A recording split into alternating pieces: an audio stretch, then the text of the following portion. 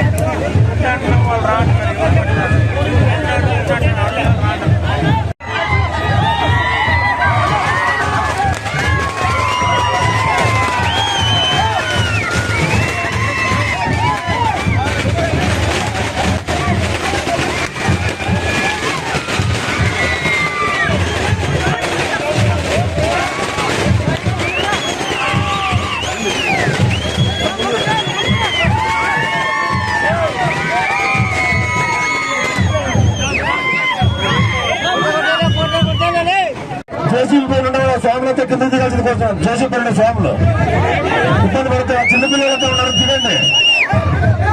దిగండి మీరు దిగితే చేసి పెరిగిపోతే ర్యాలీ కొనసాగుతుంది. ఇబ్బందిగా కూడా ఉంటుంది.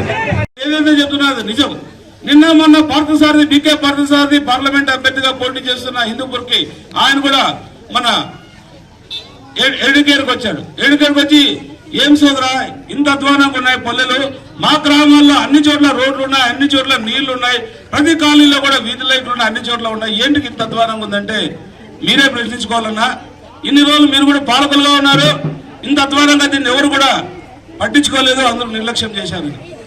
కానీ ఒకటి మాత్రం నిజం, రాబోయే 2.5-3 సంవత్సరాల్లో, రాబోయే 2-2.5 సంవత్సరాల్లో భైరవనది ప్రాజెక్టుని పూర్తి చేసి 114 చెరువు నీళ్లు నింపే బాధ్యత అలాగే ఏవైతే రోడ్లు ఉన్నాయో తార్ రోడ్లుగా మార్చి 3-4 సంవత్సరాలు ప్రతి గ్రామానికి కూడా తార్ రోడ్లు వచ్చి ఏర్పాటు చేస్తారు. ప్రతి కాలనీలో కూడా మన చంద్రబాబు నాయుడు సూపర్ 6 పథకాల్లో ప్రతి కాలనీ కూడా ప్రతి ఇంటికి కుళాయి ఏర్పాటు చేస్తారని మాట ఇవ్వడం జరిగింది.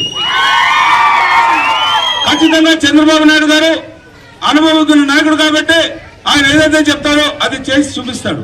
మీకు తెలుసు, చంద్రబాబు నాయుడు గారు ముఖ్యమంత్రిగా ఉన్నప్పుడు బీసీలకు ఏ విధంగా లబ్ధి జరిగింది, బీసీలకు ఏ విధంగా న్యాయం జరిగిందని ప్రతి కులానికి కూడా ఇచ్చేవాడు. మనకి సంక్రాంతి కానుక, దసరా కానుక, రంజాన్ కానుక, ఇట్లా క్రిస్మస్ కానుక, రకరకాల కానుకలు వస్తూ ప్రతి ఒక్కరు కూడా డబ్బులు ఇచ్చేది. ఇప్పుడేదో ఆయన 10,000 ఇస్తాడో 20,000 ఇస్తాడో మళ్ళీ ఆయన ఎన్నికి మా మందుకో లేదా ఇస్తానికి తట్టుకొని వెళ్ళిపోతున్నాయి. కానీ ప్రజలారా గమనించండి, మనకి కేవలం